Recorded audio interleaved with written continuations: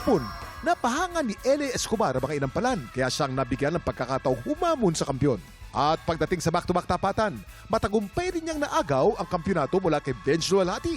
Ngayong araw, dalawang kalahok ang susubok umagaw sa pwesto ni LA. Mapagtagumpayan niya kaya ang mga ito? Alamin niyan dito sa Tanghalan ng Kampyon!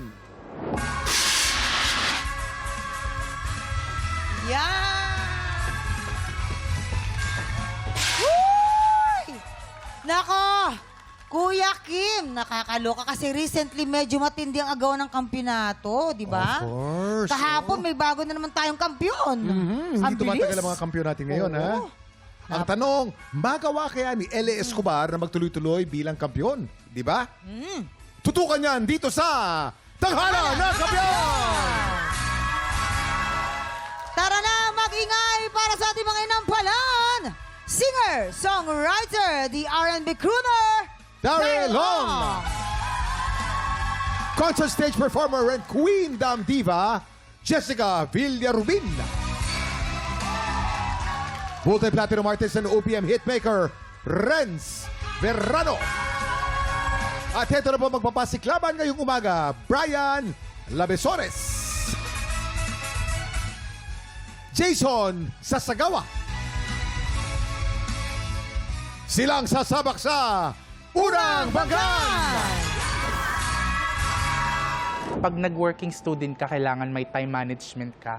Alam mo yung priorities mo. Nakapag-work po ako sa mga restaurants, mga fast food chain, and then on the side, minsan nagsisinging host din po ako. Nakagraduate po ako ng Bachelor of Science in Marketing Management. Di ba laging sinasabi ng mga parents natin, igihin mo yung pag-aaral mo kasi ito lang yung tanging maipapamana namin sa'yo na hindi mananakaw ng iba. So, sinasabi din po yun sa akin lagi ng parents ko. So, it's something po na I'm really proud of na na-achieve ko siya. Sa mga nag-working student po ngayon, alam ko po mahirap siya, pero tibayan lang po natin yung loob natin. Isipin po lagi natin kung ano yung pangarap natin.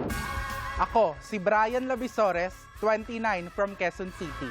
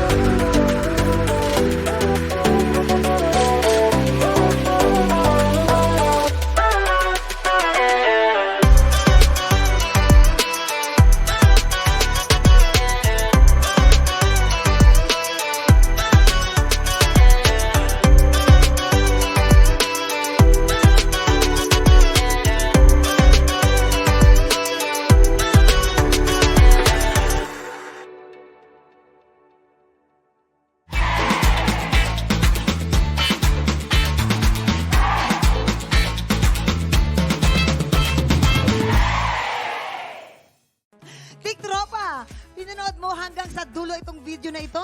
Abay, very good ka! For more happy time, watch more TikTok Lock videos on our official social media pages and subscribe to GMA Network official YouTube channel.